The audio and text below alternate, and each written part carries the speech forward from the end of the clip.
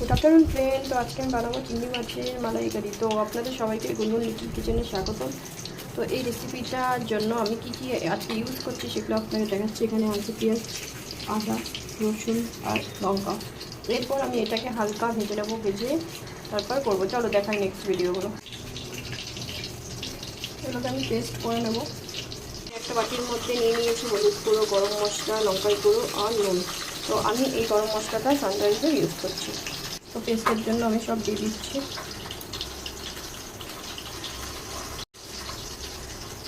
তো আমি এর মধ্যে একটু নুন আর একটু হলুদ দিয়ে মেখে রাখছি 15 মিনিটের জন্য। তো বন্ধুরা আমি এখানে গরম তেল দিয়ে দিলাম। কড়াইতে গরম হওয়ার জন্য তেল দিয়ে দিয়েছি। আর দিয়ে দেবো 2টো তেজপাতা। আমি চিংড়িগুলো ভেজে নেব। তো এর মধ্যেই আমি পেস্টটা দিয়ে দিলাম।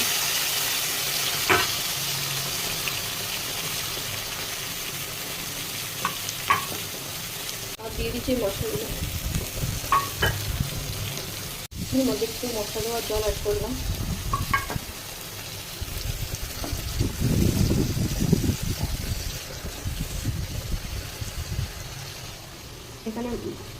এখানে নারকেলের দুধ রাখা আছে, এটা আমি দেবো।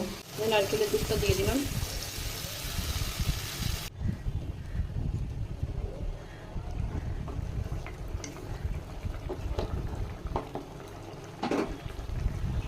গরম মশলা ছিটিয়ে দিচ্ছি। আমি এটা 2-4 মিনিটের জন্য ঢেকে দেবো যাতে ফ্লেভারটা আসে হালকা করে। 2-4 মিনিট পর হয়ে গেছে। এবার আমি এটা সার্ভ করব।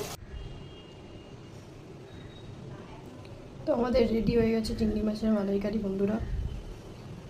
তো আমাদের চিংড়ি মাছের মালাইকারি দেখুন রেডি। তো এই রেসিপিটা যদি আপনার ভালো লেগে থাকে প্লিজ শেয়ার, সাবস্ক্রাইব করবেন, কমেন্ট করবেন। এত সুন্দর একটা রেসিপি, সুস্বাদু, গরম ভাতের সাথে আর কিছু লাগবে না। তো অলমোস্ট ডান আমাদের চিংড়ি মাছের মালাইকারি। তো এই রেসিপিটা যদি আপনাদের ভালো লেগে থাকে তাহলে প্লিজ শেয়ার, সাবস্ক্রাইব, কমেন্ট করে দেবেন। টাটা।